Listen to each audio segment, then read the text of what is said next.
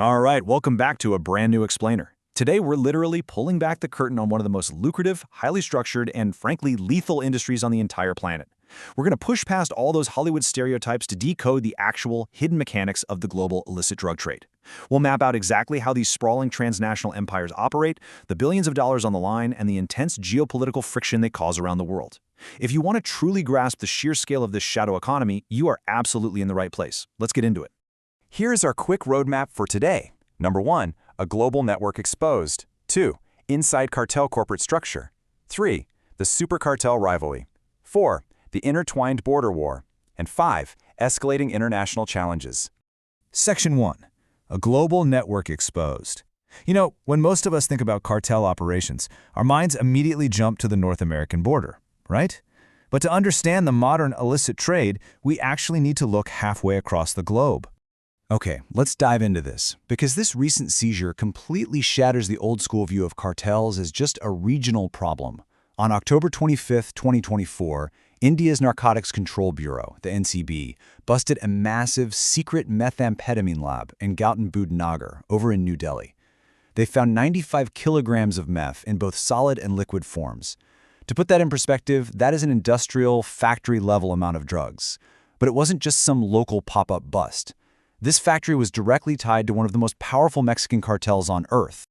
Just look at the wildly diverse cast of characters involved here. You've got a Mumbai-based chemist making the stuff, and a corrupted warder from Tihar jail acting as their local infrastructure.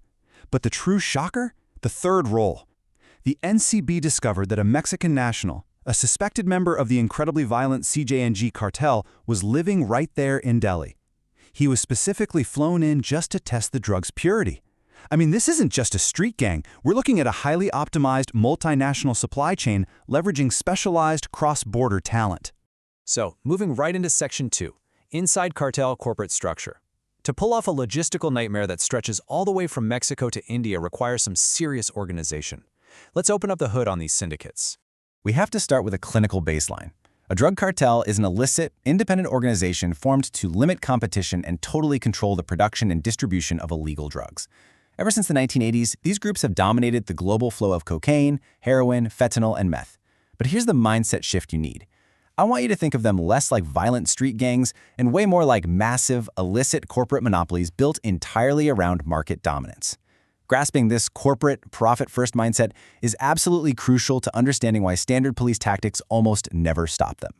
This market dominance is held together by a surprisingly strict four-tier hierarchy. At the bottom rung, step 1, you have the Falcons.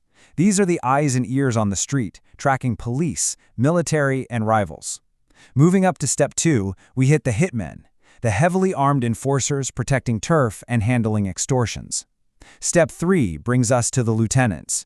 Think of them as your regional middle managers. They oversee the hitmen and Falcons, and they actually have the green light to carry out low-level hits without asking the boss. Finally, at step 4, we reach the drug lords. These are your CEOs.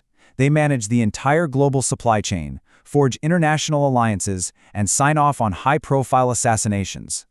And all of this corporate structure leads us to a statistic that is honestly just chilling. 5. Mexican drug cartels are officially the 5th largest employer in the entire country. Let that sink in.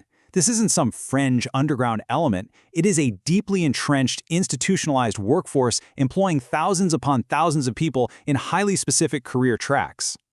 Section 3, the super cartel rivalry. Now that we know how a cartel is built, who is actually sitting in the boardroom of this global market? Right now, it's a massive clash between two titans. And this brilliantly illustrates the contrasting eras of cartel power. On one side, we have the old guard, the legacy superpower, the Sinaloa cartel. Built by the infamous elchapoguzman, Sinaloa basically owned the early 21st century. They amassed unfathomable wealth through systemic bribery and wild smuggling innovations. Like, remember those crazy sophisticated underground border tunnels? That was them. But on the other side is the modern, ultra-violent disruptor, the CJNG, formed by Elmencho Cervantes. And remember, this is the same cartel linked to that Delhi meth lab we just talked about. The DEA currently ranks CJNG as one of the top 5 most dangerous transnational drug cartels in the world, aggressively pushing cocaine, meth, and heroin on a truly global scale. But look, while Sinaloa and CJNG take up all the headlines, they certainly don't operate in a vacuum. The landscape is incredibly fractured. You've got organizations like the Beltran Leyva organization, Los Zetas, the Gulf Cartel, Juarez, La Familia Michoacana, and the historically massive Tijuana cartel all fighting for a piece of the pie. It's exactly this fierce, bloody competition for market share that forces them to constantly evolve and invent new smuggling tactics. Moving to Section 4, the Intertwined Border War. Let's zoom out and look at how governments are actually responding to a multi-billion-dollar illicit industry sitting right on their doorstep. The core imbalance that really fuels this entire crisis comes down to one staggering fact. The United States makes up less than 5% of the global population, yet it consumes roughly half of all illicit drugs worldwide. This totally insatiable demand is what directly funds the cartels, and it creates this immense, incredibly tense bilateral relationship between the US and Mexico over how to actually fight this thing. Now, while the global war on drugs was officially declared way back in 1969, tracing its modern evolution is wild. In the late 1990s, President Clinton committed to a joint strategy, though folks in Mexico were pretty concerned that unilateral US actions were trampling their sovereignty. Then in 2008, we get the Mérida Initiative, this huge framework dumping $400 million a year into Mexican counter-narcotics, which evolved into Mérida 2.0 in 2010. But did that fix the tension? Well, fast forward to 2020, US DEA agents controversially arrested Mexico's own former defense minister Salvador Cienfuegos on drug trafficking charges. It completely exposed the massive lack of trust that still exists even between allied governments.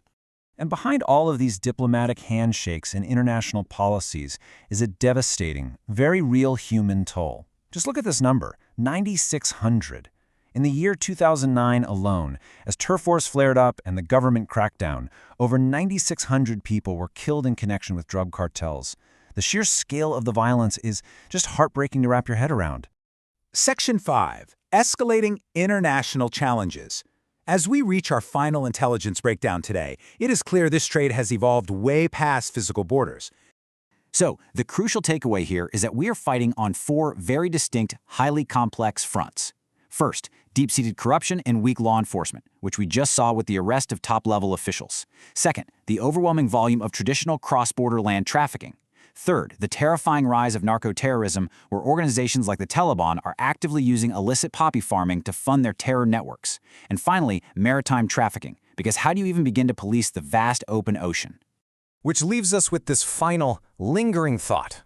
We've just seen how cartels operate with the ruthless efficiency of Fortune 500 companies. They're setting up quality control labs in India. They're bribing top government officials, and they manage vast, tiered armies of hitmen and falcons. As these groups continuously evolve into transnational empires, we really have to ask, is the traditional strategy of prohibition and border enforcement even enough to win this war on drugs? It is the ultimate puzzle that policymakers worldwide are desperately trying to solve.